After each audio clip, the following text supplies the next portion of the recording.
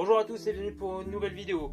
Aujourd'hui, en prévision de la sortie du set de la forteresse Eldorado, un remake du set qui porte le même nom sorti en 1989, je vais vous faire la review du set 6274, le Carabine Clipper, aussi connu comme le Seahawk ou comme le brick du gouverneur par chez nous.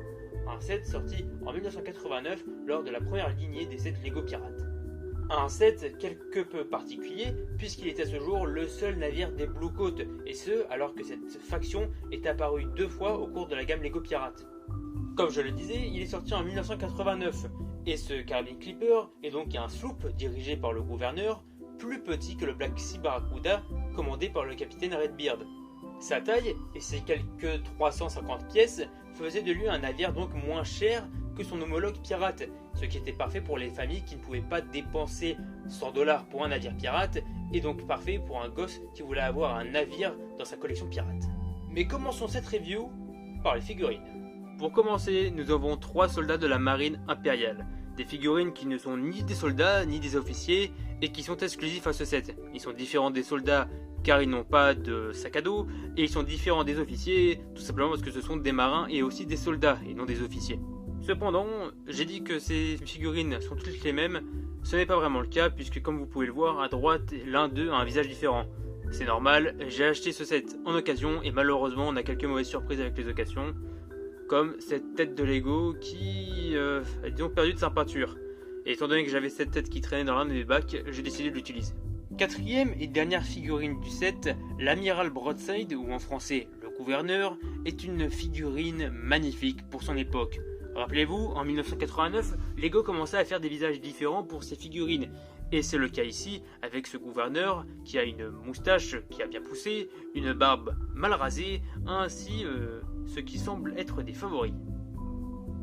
La figurine est magnifique avec son uniforme différent des soldats et des officiers, qui est détaillé avec quelques lignes de dorure, ainsi que des boutons dorés.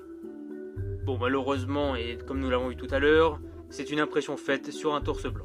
Les épaulettes jaunes de la figurine sont elles aussi magnifiques, ce qui montre son haut grade dans son armée, mais aussi ça semble indiquer que ce sont des épaulettes censées être dorées. À l'époque, les briques dorées n'existaient pas, du moins pas encore pour les épaulettes. Enfin, comment ne pas en parler, le bicorne, c'est vraiment la majestuatisation de cette figurine, extrêmement détaillée, magnifique et surplombée par cette plume jaune qu'on retrouvait dans la gamme Castle. A savoir que dans le set de l'Eldorado Fortress sorti en 1989, ce gouverneur était différent puisqu'il n'avait pas une plume jaune mais une plume rouge. Ce qui fait que ce soit cette figurine que vous voyez en ce moment ou alors celle que vous voyez dans le set de la Forteresse Eldorado, ce sont 2 figurines extrêmement rares.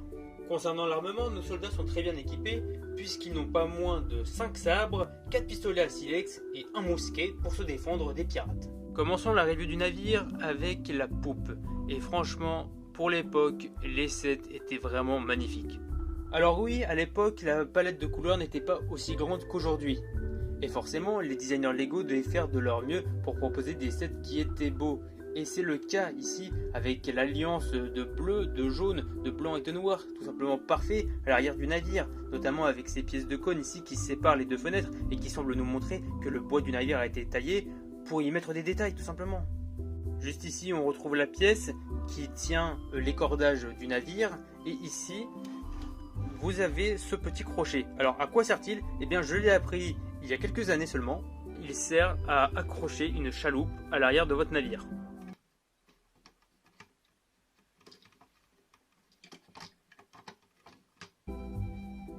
Parfait. Concernant la poupe du navire, nous avons un gouvernail qui peut tourner de droite à gauche, ainsi que 2 sabords qui peuvent s'ouvrir, mais malheureusement nous ne pouvons pas mettre de canon à l'intérieur. En montant, nous arrivons sur le pont supérieur, sur lequel nous trouvons tout simplement la barre au gouvernail, qui permet de diriger le navire, qui n'est pas relié au gouvernail. Sur les 2 côtés, nous pouvons retrouver 2 tenons translucides, qui représentent tout simplement la lumière de 2 lanternes, ainsi que 2 barrières de chaque côté qui permettent aux marins de se tenir et de ne pas tomber à la mer en cas d'avarie. Nous avons aussi pas mal de place pour mettre des figurines. Les côtés bâbord et tribord sont les mêmes, mais pour les biens de cette review, je vais vous parler du côté bâbord, puisque c'est de ce côté que j'ai mis l'encre du navire. Pour commencer, nous avons cette pièce qui est présente notamment dans la gamme Space, qui ici représente, je suppose, une lanterne. Nous avons sur la partie centrale 2 sabords. Nous avons de toute façon 2 sabords de chaque côté du navire qui permettent d'accueillir les canons. Donc, contrairement au Black Sea Barracuda, les sabords ici s'abaissent plutôt que de se monter et nous pouvons sortir les canons. Ensuite, nous avons l'ancre, une pièce moulée en une pièce tout simplement, contrairement à celle que nous retrouvons aujourd'hui qui s'assemble en 2 pièces, 3 si on compte la chaîne, et qui me fait penser un peu à une encre de chez Playmobil, ce qui est assez particulier, et qui est tenue ici par une simple ficelle. L'ancre est reliée à un treuil à l'intérieur du navire que l'on peut tourner pour la baisser. Et si vous voulez exposer ce set, il suffit tout simplement de remonter l'ancre, puis de la poser sur le côté où elle se trouve.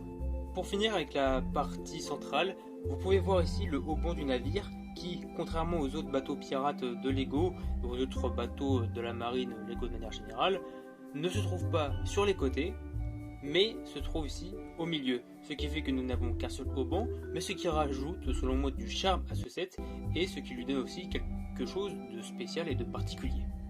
Concernant la partie avant, nous avons quelques endroits où nous pouvons mettre des figurines. Nous avons aussi des clips qui permettent de stocker de l'équipement et nous avons aussi une petite cache qui permet de stocker les trésors mais aussi tout autre objet de valeur que les soldats vont trouver sur leur chemin. Enfin, tout à l'avant, nous avons la figure de proue qui donne son nom au set, le Seahawk, ou plutôt, vous aurez compris si vous parlez anglais, le faucon des mers. Cette figure de proue est tout simplement une pièce de perroquet Lego en jaune, une pièce qui est elle aussi rare puisqu'elle était apparue dans seulement 2 sets. Concernant l'intérieur du navire, vous pouvez voir que contrairement au Black Sea Barracuda, il n'y a pas les ponts que nous pouvions trouver sur les côtés. Ici c'est un peu vide s'il y a un trou comme sur les navires pirates que l'on trouve aujourd'hui. Mais cela n'empêche pas de pouvoir mettre des figurines sur les côtés afin de pouvoir donner un semblant de pont à l'intérieur du navire.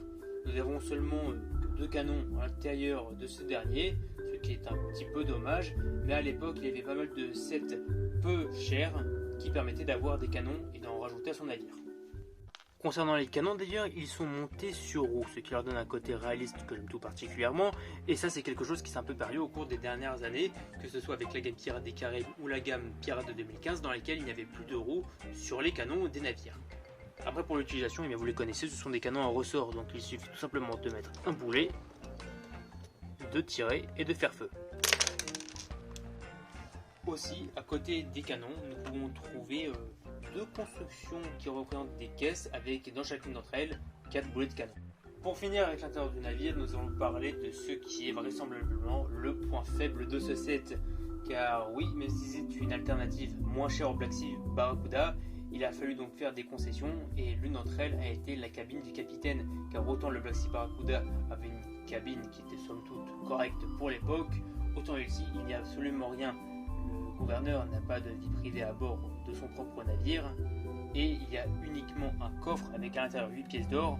Malheureusement c'est une occasion et moi j'en ai eu que 3, c'est un risque à prendre, qui sert aussi de table pour une carte au trésor et un gobelet jaune, ce qui signifie que c'est un gobelet doré.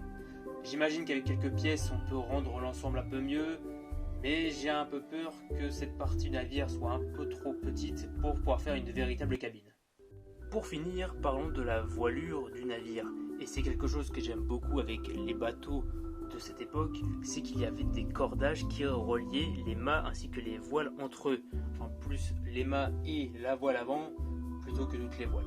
Comme vous pouvez le voir, vous avez cette ficelle qui représente donc le cordage, qui est agrippée sur ces briques et qui permet donc de relier l'ensemble du navire. Ce cordage permet aussi de tenir le foc que nous trouvons donc à l'avant du bateau. Et nous avons 2 autres voiles, à savoir une grande voile et un perroquet, j'espère que je ne me trompe pas, qui sont donc sur le grand mât du navire. Et nous avons un épi qui permet d'accueillir une figurine. Enfin, nous avons des drapeaux, et j'avoue que leur configuration est un petit peu particulière, puisque cette fois-ci, le plus grand drapeau se trouve sur le plus petit mât du navire, et le plus petit drapeau sur le plus grand mât du navire. Configuration un petit peu étrange, mais j'avoue que je l'aime bien, et quelque chose me dit que si ce grand mât avait été ici, ça aurait rendu le navire un peu trop grand par rapport à sa taille. Comme je l'ai dit en début de vidéo, ce set était fait pour être une alternative moins chère aux bateaux pirates. Et donc, juste en changeant quelques pièces, eh bien on se retrouve avec un bateau pirate. Et c'est ainsi que je vais conclure cette vidéo. Le Caribbean Clipper est pour moi un set magnifique, qui possède tout le charme de ces Lego des années fin 80, début 90, ce qui était selon moi le premier âge d'or de Lego, avec cette simplicité de la palette de couleurs, mais aussi avec les figurines qui commençaient déjà, grâce à la gamme pirate, à avoir des expressions un peu plus variées. Malgré sa taille, le Caribbean Clipper n'a absolument rien à envier à son homologue pirate, si ce n'est certes les pièces et le réalisme qui rajoutent un peu plus de jouabilité. Mais cela ne l'empêche pas pour moi d'être un très bon set qui est vraiment propre à son époque. Ce qui est un petit peu dommage, c'est qu'aujourd'hui un set comme celui-ci ne se ferait plus. Sur ce, n'hésitez pas à me dire en commentaire si vous voudriez voir les constructions alternatives de ce set, car je n'ai pas la boîte sur moi, mais à l'époque, les boîtes des Lego, pas seulement la gamme pirate, mais aussi toutes les autres gammes, avaient des constructions alternatives. Et même si les instructions n'étaient pas données, il était possible de les construire. Il y a des instructions en ligne. Donc si vous êtes intéressé, je vous ferai la review, ou une vidéo spéciale review des constructions alternatives du Caribbean Clipper. En attendant, merci d'avoir regardé cette vidéo jusqu'au bout. Si elle vous a plu, n'hésitez pas à la liker et à vous abonner ainsi qu'à activer la cloche. C'était ClownProd, à la prochaine!